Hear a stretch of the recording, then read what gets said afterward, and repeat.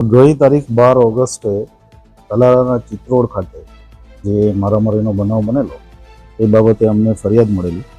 ફરિયાદી ધ્રુવરાજસિંહ ચૌહાણ જે સનાથડ અમદાવાદના રહેવાસી છે અને એમની ફરિયાદ મુજબ દેવાયત ખવડ અને એમના બીજા 12 થી 15 સાથીઓ ગાડી એમની સાથે ભટકાડી અને મારામારી કરેલી અને હથિયાર પણ બતાવેલું અને લૂંટ પણ કરેલી. આ પ્રકારની ફરિયાદના આધારે ગીર સોમનાથ પોલીસે તાત્કાલિક અસરથી 7 અલગ અલગ ટીમો, એમાં એલસીબીની 2 ટીમ, એસઓજીની 2 ટીમ અને તલાલા પોલીસ સ્ટેશનની 3 ટીમ, 7 અલગ અલગ ટીમો બનાવી અને અમે ફરિયાદ લીધા બાદ આરોપીની તપાસ માટે ટીમો રવાના કરી. શરૂઆતમાં ટેકનિકલ એનાલિસિસ કરતા સાસણની આજુબાજુ એમનું સતત અમને લોકેશન મળતા હતા, કેમ કે આરોપીઓ જે છે એ મોબાઈલ ફોન ફેંકીને જતા રહ્યા.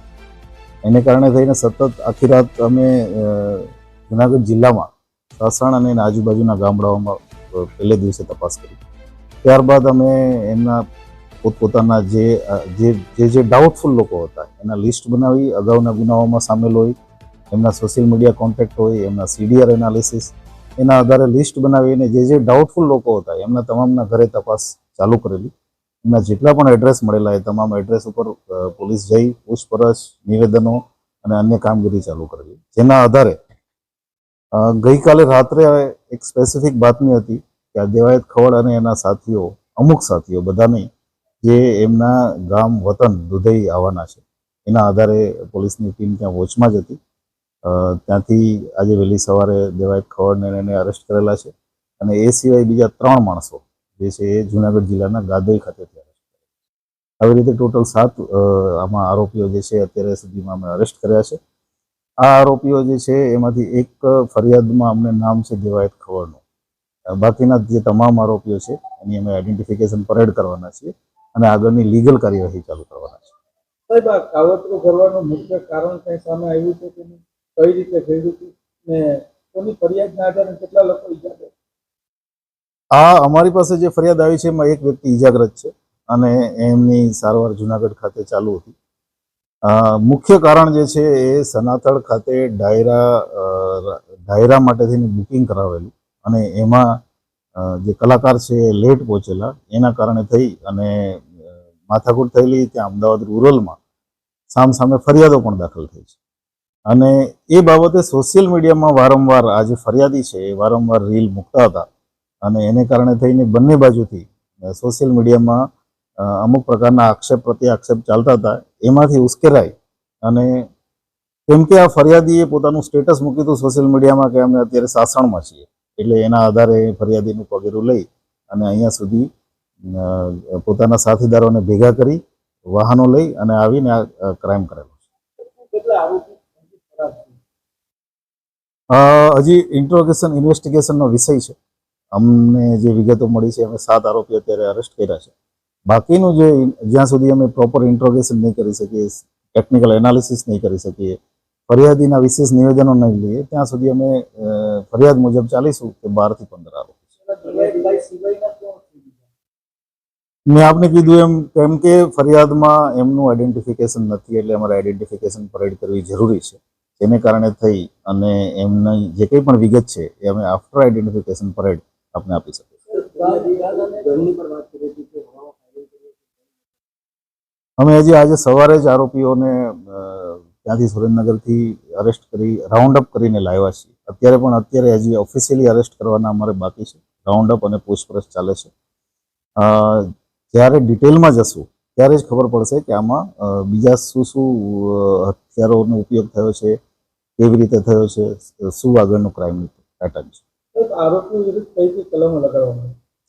આપને ખ્યાલ છે, આપને એફઆઈઆરની કોપી મળી ગઈ છે, પણ તેમ છતાં આપને કહી દઉં, બીએનએસની કલમ 109, 311, 118, 1, 191, 1, 2 અને 3 અને 190 એવી અનેક પ્રકારની અને આર્મ્સ એક્ટની કલમો લગાવેલી છે.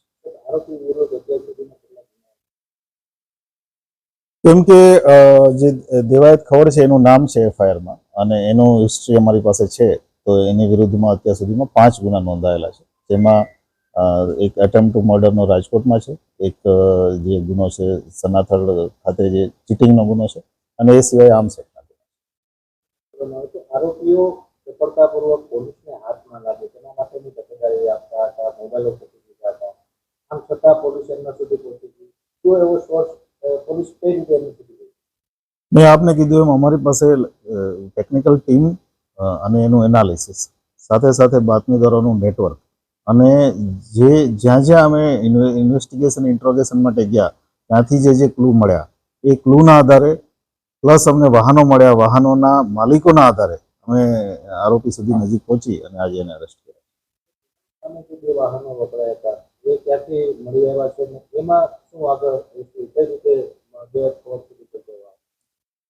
જે વાહનો અમને મળી આવ્યા છે એ બંને વાહનો અન્ય જિલ્લાના છે. એક અમરેલીનું પાસિંગ છે અને એક બીજું છે રાજકોટનું છે. એનું પાસિંગ બનાસકાંઠા થરાદનું છે. આ વાહનોની ડિટેલ કાઢતા અમને વાહનોના માલિકો ઇન્ટ્રોગેશન કરવાનો મોકો મળ્યો અને ત્યાર પછી અમે એમાં આગળ વધી શક્યા. આ બંને વાહનો 15-20 દિવસ પહેલેથી જે તે વ્યક્તિઓ દ્વારા એમના સાથીદારો આરોપીઓ દ્વારા લેવામાં આવ્યા હતા અને ત્યાર પછી આ ક્રાઇમમાં ઉપયોગ થયો છે.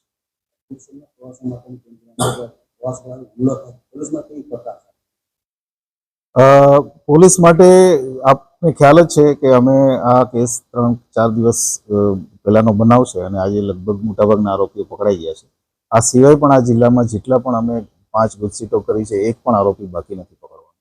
અમે જેટલા શરીર સંબંધી નાના પણ બનાવો બને છે એમાં બહુ મજબૂતાઈથી અને ગીર સોમનાથ જિલ્લા પોલીસ કડકાઈથી કામગીરી કરી અને તમામ આરોપીઓ અમે પકડી લીધા છે. માનું છું કે પૂર્વાયોજિત કાવતરું રચીને જ આ ઘટનાને અંજામ આપી ચૂક્યો હોય, સાચું છે?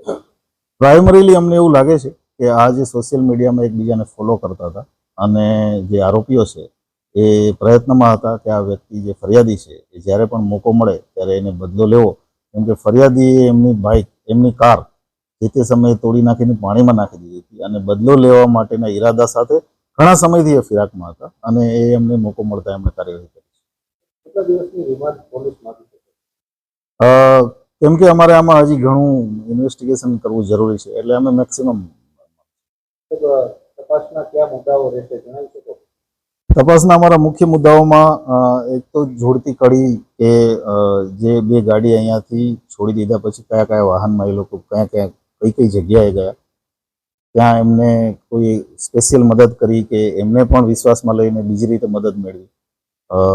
કારણ કે પોલીસે ઘણું બધું આમાં ટ્રાવેલિંગ અનેક જિલ્લાઓમાં અમારે ટીમ મોકલવી પડી એટલે અનેક જિલ્લાઓમાં આરોપીઓ પથરાયેલા હતા. તો આ બધા મુદ્દા અમારા મુખ્ય રહેશે. હથિયાર કયા હથિયારનો ઉપયોગ થયો છે એ રહેશે.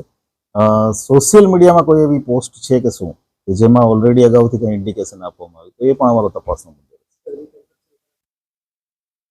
ઇન્વેસ્ટિગેશનનો વિષય છે, અમે અમારે જરૂરિયાત મુજબ તમામ કાર્યવાહી કરશું.